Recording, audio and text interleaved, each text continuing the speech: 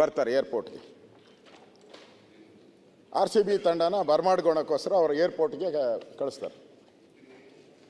3:30ಕ್ಕೆ ವಿಶೇಷ ವಿಮಾನ ಬಂದು ಅವರು 3:30ಕ್ಕೆ ವಿಶೇಷ ವಿಮಾನದಲ್ಲಿ ಬಂದು ಇಳಿತಾರೆ.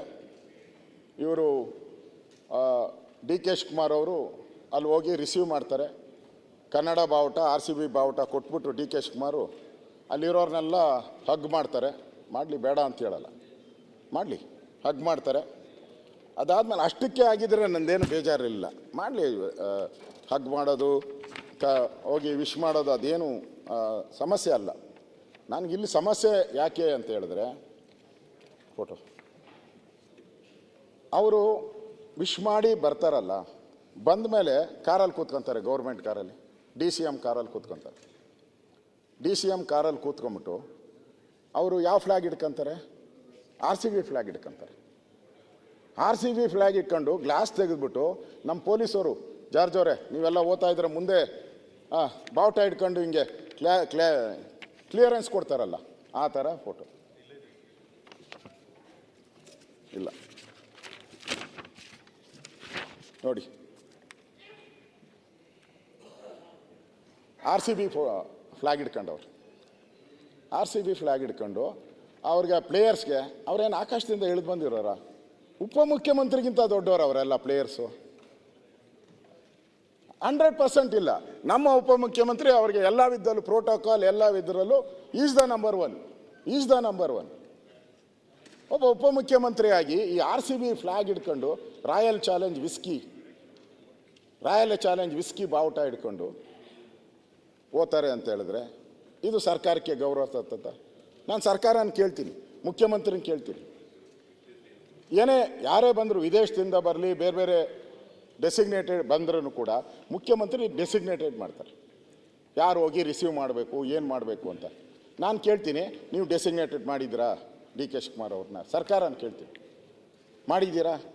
ಇದ್ದರೆ ದಾಖಲೆ ಕೊಡಿ. ನೀವು ಆನ್ಸರ್ ಕೊಡುವಾಗ ದಾಖಲೆ ಕೊಡಿ. ನೀವು ನಾನು ಡಿಸಿಗ್ನೇಟೆಡ್ ಮಾಡಿದ್ದೆ ಹೋಗಿ ಅಂತ ದಾಖಲೆ ಕೊಡಿ. ಇಲ್ಲ, ಇದುವರೆಗೂ ಆ ಥರದ್ದು ಯಾವುದು ದಾಖಲೆಗಳನ್ನು ಕೊಟ್ಟಿಲ್ಲ.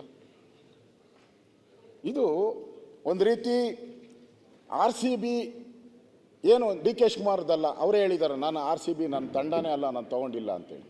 ಬಾವುಟ ಹಿಡ್ಕೊಂಡು ಮಂತ್ರಿ, ನಾನು ಹೇಳೋದು ಬೇರೆ ಯಾರಾದರೂ ಪರವಾಗಿಲ್ಲ, ಪ್ರೋಟೋಕಾಲ್ ಇದೆ, ಮಂತ್ರಿಗೆ ಒಂದು ಪ್ರೋಟೋಕಾಲ್ ಇದೆ, ಗೌರವ ಇದೆ. ನಾವೆಲ್ಲ ಗೌರವ, ರಾಜಕೀಯ ಏನೇನೇ ಇರಲಿ, ಬೇರೆ ಅದು ಬೇರೆ ವಿಚಾರ, ನಾವು ರೆಸ್ಪೆಕ್ಟ್ ಕೊಡ್ತೀರಿ. ಈಗ ಮುಖ್ಯಮಂತ್ರಿ ಬರ್ತಾರೆ, ಏನೇ ಆದರೂ ನಾವು ಎದ್ದು ನಿಂತ್ಕೊಂತೀರಿ, ಎಲ್ಲರೂ ಎದ್ದು ನಿಂತ್ಕೊಬೇಕು. ಸ್ಪೀಕರ್ ಬರ್ತೀರಾ, ನಾವು ಎದ್ದು ನಿಂತ್ಕೊತೀರಿ.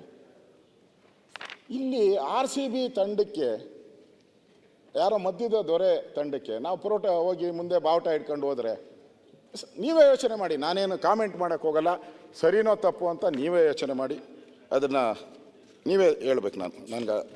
ನಾನು ಅದನ್ನು ನಿಮಗೆ ಬಿಟ್ಬಿಟ್ಟಿದ್ದೀನಿ. ಅಂದರೆ ಈ ಶಿಷ್ಟಾಚಾರಗಳನ್ನು ಇವತ್ತು ಪಾಲನೆ ಮಾಡದೇ ಇರತಕ್ಕಂಥದ್ದನ್ನು ನಾವು ನೋಡಿದ್ದೀವಿ. ಇಷ್ಟಾದಮೇಲೆ ಪ್ರಮುಖವಾಗಿ ಇವತ್ತು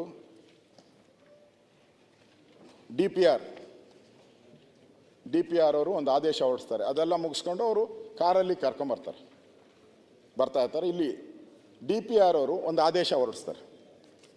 ಆದೇಶ ಏನು ಅಂತ ಹೇಳಿದ್ರೆ, ಕಾಪಿ ಇದೆ ನನ್ನ ಹತ್ರ, ಆದೇಶ ಕಾಪಿ 4/6/2025. ಏನು ಅಂತ ಹೇಳಿದ್ರೆ, ನೀವು 60-20 ಈ ವೇದಿಕೆ ನಿರ್ಮಿಸಬೇಕು. 25ರಿಂದ 30 ಅತಿಥಿಗಳು ಮಾತ್ರ ಇರಬೇಕು. 25ರಿಂದ 30 ಅಧಿಕಾರಿಗಳು ಮಾತ್ರ ಇರಬೇಕು. ಅಧಿಕಾರಿಗಳಲ್ಲ, ಏನು ಗೆಸ್ಟ್, ಗಣ್ಯರು. ಸಿಬ್ಬಂದಿ ಮತ್ತು ಆಡಳಿತ ಸುಧಾರಣಾ ಇಲಾಖೆ ಅನುಮತಿ ಪತ್ರದಲ್ಲಿ ಷರತ್ತು ಇದೆ.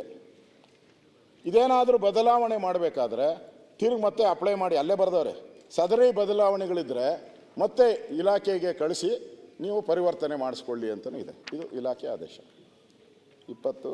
ಇದು ಸನ್ಮಾನ್ಯ ಅಧ್ಯಕ್ಷರೇ, ವೇದಿಕೆ ಮೇಲೆ ಇರಬೇಕಷ್ಟು. ನೀವು ಎಷ್ಟಿದ್ರಿ? ಇದು 250 ಜನದ ಮೇಲೆ, 300 ಜನದ ಮೇಲೆ ಸುತ್ತಮುತ್ತದೆಲ್ಲ. ನಾನೇನು ಮಾಡಿದ್ದೀನಿ, ಇವ್ರದ್ದೆಲ್ಲ ಇದಾಕಿ ಫೋಟೋ ಹಾಕ್ಸಿ ನಮ್ಮ ಸ್ಟಾಫ್ ಕೊಟ್ಬಿಟ್ಟು ಯಾರ್ಯಾರು ಎಷ್ಟೆಷ್ಟು ಜನ ಅಂತ ಹೇಳ್ತೀನಿ.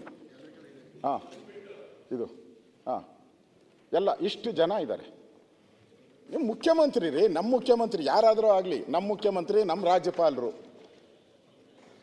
ಒಂದು ಡಿಸಿಗ್ನೇಷನ್ ಇದು ಬೇಡ, ಡಿಸಿಪ್ಲಿನ್ ಬೇಡ, ಒಂದು ಡಿಸಿಪ್ಲಿನ್ ಬೇಕಲ್ಲ. ಏನು ಸಂತೆನಾ ಅದು? ಡೆಕೋರಮ್ ಬೇಕು, ಸಂತೆ ಅಲ್ಲ ಇದು. ಇಷ್ಟು ಜನ ಯಾರು ಪರ್ಮಿಷನ್ ಕೊಟ್ಟವ್ರು ಇವರಿಗೆ?